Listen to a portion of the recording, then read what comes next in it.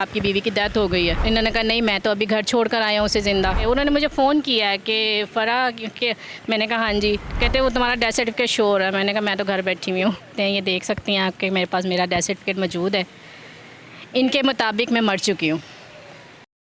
अस्सलाम वालेकुम जी, आप देख रहे हैं MIK न्यूज़ और मैं हूं आपके साथ सनम मरूज। बहुत सारी कहानियां आपने सुनी होंगी, लेकिन एक ऐसी कहानी कि एक ज़िंदा खातून अपनी कब्र ढूंढ रही है, कब्रिस्तान में मौजूद है और उनके हाथ में उनका डेथ सर्टिफिकेट है। ये कहानी सारी क्या है और किस तरह से इन्हें डेथ सर्टिफिकेट बनाकर दे दिया गया, इन्हीं से जानते हैं। अस्सलाम वालेकुम। वालेकुम। क्या नाम है आपका? फ़रा शाही। फ़रा, सबसे पहले बताएं कब्रिस्तान में क्या कर रही हैं?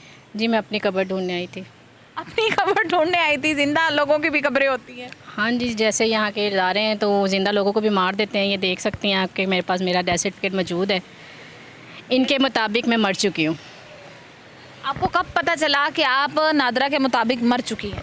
ये मुझे तकरीबन 2025 में पता चला था, 7 मार्च को। 1 साल हो गया? जी, 1 साल हो गया मुझे। अच्छा, तो अचानक से डॉक्यूमेंट्स निकलवाए थे, कैसे पता चला था? अचानक से ऐसे पता चला कि मेरे हस्बैंड ने बाहर जाना था, पासपोर्ट बनवाने गए अपना। तो उन्होंने कहा अपनी ID कार्ड लेके आओ बेगम का। तो जब इन्होंने मेरा ID कार्ड दिया तो वहाँ पर डेथ सर्टिफिकेट शो हो रहा था। उन्होंने कहा आपकी बीवी की डेथ हो गई है। इन्होंने कहा नहीं, मैं तो अभी घर छोड़ कर आया हूँ उसे ज़िंदा। तो उन्होंने कहा नहीं, यहाँ पर देखें सिस्टम में डेथ शो हो रही है, सर्टिफिकेट बना हुआ है उनका।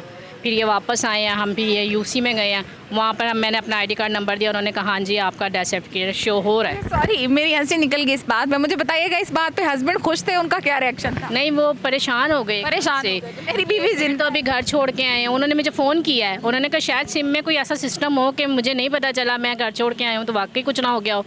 तो डर गए? हाँ, डर गए। उन्होंने मुझे फ़ोन किया है कि फ़रा के, मैंने कहा हाँ जी। कहते वो तुम्हारा डेथ सर्टिफिकेट शो हो रहा है। मैंने कहा मैं तो घर बैठी हुई हूँ। और जिंदा हूँ, सांस ले। अचानक से अगर मर भी बंदा जाता है इतनी जल्दी डेथ सर्टिफिकेट तो नहीं बनता। हाँ, बिल्कुल वही ना। और वो बेचारे भी सीधे साधे। हाँ। अच्छा, मुझे बताइएगा किन मसाइल का सामना करना पड़ा, फिर इसकी तरदीद के लिए गई आप? जी, मैं यूनियन काउंसलर गई हूँ। वहाँ पर साकिब सर होते हैं, पहले थे, अब तो शिफ्टिंग हो गई है उनकी। तो उनसे मैंने कहा कि मेरा जो है ना ID कार्ड यहाँ पर यूज़ हुआ है। तो उन्होंने कहा ये गलती से हो गया होगा। तो मैंने कहा फिर आप सही कर दें। उन्होंने कहा मैं सही नहीं कर सकता। इतने बड़े इदारे में गलती की गुंजाइश तो नहीं होनी? हाँ जी। तो फिर गलती एक भी नहीं है, इसमें बहुत सारी गलती। क्या क्या गलती? पहली गलती ये है कि मेरा ID कार्ड झूठ दे दिया गया। दूसरी गलती ये है कि ये अकीला फ़ाज़ल 2008 में ही पैदा हो रही हैं, उसी दिन इनकी शादी हो रही है, उसी दिन ये वफ़ात पा गई हैं। सेम डेट है? सेम डेट है। और जो ये एड्रेस है ये भी फेक है जो उन्होंने डाला। और ID कार्ड आपका है और डेट ऑफ बर्थ और नाम किसी और का चल रहा है। और जो उसके अकीला के जो हस्बैंड है उनका ID कार्ड है वो भी फेक है, वो भी मैंने चेक कराया, सारा कुछ फेक है। तो इसके लिए आपको कितनी मुश्किल बर्दाश्त करना पड़ी? मैं तकरीबन 1 साल से धक्के खा रही हूँ। इतनी मुश्किलों का सामना करना पड़ रहा है क्योंकि हेल्थ के बहुत सारे काम हैं जो मेरे रुके हुए हैं। मेरा वीज़ा आ चुका है और मैंने बाहर जाना है। तो वीज़ा हाथ में लिए फिर रही ये देखें, हाँ, ये वीज़ा इनका और हाथ में लिए फिर रही है। और जितनी देर तक ये क्लियर नहीं होगा आप नहीं जा सकती? क्योंकि मेडिकल के बगैर मैं जा ही नहीं सकती और मेडिकल का सारा काम हेल्थ का ही है। तो हेल्थ में मैं मरी हुई हूँ। अब इस बात पे मैं क्या कहूँ कि ये हमारे इदारे हैं और नाकिस कारकर्दगी का मुंह बोलता सबूत है कि एक बंदा खुद ज़िंदा है और वो जाकर कह रहा है 1 साल से कि भाई मैं ज़िंदा हूँ, उसके बावजूद 1 साल में आपके डॉक्यूमेंट्स की तब्दीली नहीं हो। उन्होंने सिर्फ इतना कर दिया कि मैं नादरा में शो हो गई। जिंदा शो की हाँ, इतना उन्होंने मुझ पर करम नवाजी की है कि मैं नादरा में शो हो गई हूँ। पहले मैं नादरा में भी ब्लॉक थी, अब नादरा में मैं शो हो रही हूँ, लेकिन हेल्थ में मैं मरी हुई हूँ। हेल्थ में मरी? हाँ जी, जब हेल्थ में मैं जाती हूँ तो वो कहते हैं आपका रिकॉर्ड ही नहीं है।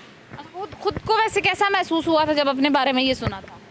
कहीं ये सोचा कि कहीं मैं कोई रोज शूत नहीं हूँ, मेरा कोई भूत शूत? नहीं, मैं सोच रही थी कि काश मैं सच्ची मुच्ची मर गई होती तो शायद इन मुश्किलात का सामना ना करना पड़ता मेरे घर वालों को, जो अब करना पड़ रहा है। सच में मर गई होती तो अल्लाह आपको ज़िंदगी दे। अच्छा, मुझे बताइएगा कि अब आपका जो मेन मसला है वो क्या है? मेन मसला मेरा यही है कि जब तक ये डेथ सर्टिफिकेट कैंसिल नहीं होगा, जब तक मेरा ID कार्ड क्लियर नहीं होगा। ID कार्ड क्लियर होगा और उसके लिए 1 साल से ऑलरेडी नहीं तो अमूमन इस तरह से होता है कि कोई एक एप्लीकेशन देना पड़ती है, वो सबमिट होती है और उसके बाद फ़ौरन से वो हल निकल आता है। मैंने तो एप्लीकेशन भी दे दिया, डिप्टी डायरेक्टर के ऑफिस एप्लीकेशन दे कर आई हूँ मैं, वहाँ भी दी है। उन्होंने कहा जी 2 महीने लगेंगे आगे जाने में। मैंने उन्हें कहा मेरा वीज़ा आ चुका है, मैंने बाहर जाना है, मैंने मेडिकल करवाना है। तो वो मुझे कहते हैं सर कि आप मुझे 15 दिन बाद आके याद कराना। क्या मैं याद कराऊँ? हाँ जी, मैं याद कराऊँ कि मैंने एप्लीकेशन आपको दी और आपने आगे भेजनी है। क्या कहना चाहेंगी हमारे इदारों? बस मैं उन इदारों को जिनकी ये गलती है और 1 साल के अंदर अपनी गलती एडमिट करने के बजाय इनको कह रहे हैं कि आप आना और मुझे आके याद करा। हाँ, मैं तो यही सोचती हूँ कि ये अदारे, सरकारी अदारे आवाम की सहूलत के लिए बनाए या इनका बेड़ा गर्क करने के लिए बनाए हैं। अच्छा, मुझे बताइएगा कि ये जो खातून है जिनका नाम लिखा हुआ है और आईडी कार्ड आपका उस खातून से रब्ता हुआ? वो तो पता चला? हो गई है ना, वो सारा फेक है। मैं सारा एड्रेस ढूंढ आई हूँ। वो इसमें ना तो नाम वाली औरत है, ना इनके हस्बैंड, ना हस्बैंड है, ना शादी वाली पैदाइशी और मरने वाली तारीख है। वो भी सब कुछ है। ये पूरा फेक है, कंप्लीट। ये पैसे लेकर यूसी वालों ने किसी का भला किया और मेरा बेड़ा गर्क किया। अब उल्टा हमें धमकियां देते हैं। अगर हम जाते हैं ना सही कराने तो उल्टा हमें धमकियां दी जाती क्या धमकी दे? कहते हैं जाओ जो मर्जी कर लो, नहीं होना, सही नहीं होना, मतलब मरी रहो आप कागजों में, कुछ भी कर सकते, जहाँ मर्जी चली जाओ। ये तो बहुत अफसोस की बात है ना। हाँ जी। तो फिर आज एक साहब मिले थे वहाँ पे, मैं उनका नाम नहीं लेना चाहती, तो उन्होंने कहा जी आपसे साफ बात करें, क्लियर बात करें तो यहाँ पे पैसे लगेंगे। ओके नाज़रीन, ये एक जीता जागता सबूत है कि जिनसे इन्हीं के आईडी कार्ड को सही करने के लिए, इनको इनके कागज़ों में ज़िंदा हैं तो ज़िंदा करने के लिए इनसे पैसे मांगे गए हैं। और ये तो चलो आज हमारे सामने बात आ गई।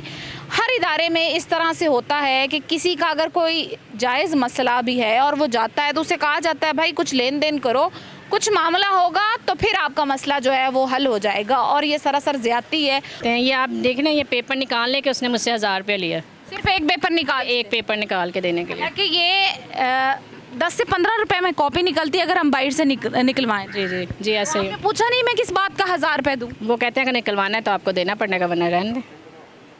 और ये भी इसी यूसी में? जी, इसी यूसी से। और आपकी रिहाइश कहाँ की है, पैदाइश कहाँ की है? मैं तो वहाँ पीछे से मॉडल टाउन में रहती हूँ। मेरे माँ बाप लाहौर की? हाँ जी, लाहौर की उसी ने, लेकिन यहाँ शादी के बाद मैं ये शादबाग में हूँ।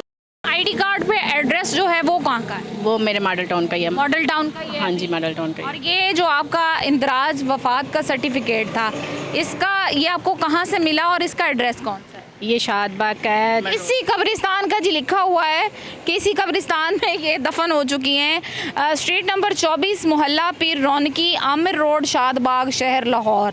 ये भी गलत है। और ये भी गलत, 24 नंबर गली नहीं है यहाँ पे कोई। गली भी गलत है, नाम भी गलत है, आईडी कार्ड वाली खातून खुद मौजूद हैं। और ये सूरत हाल जहाँ पर सरकारी इदारों की हो वहाँ पर मुल्क क्या खाक तरक्की करेंगे।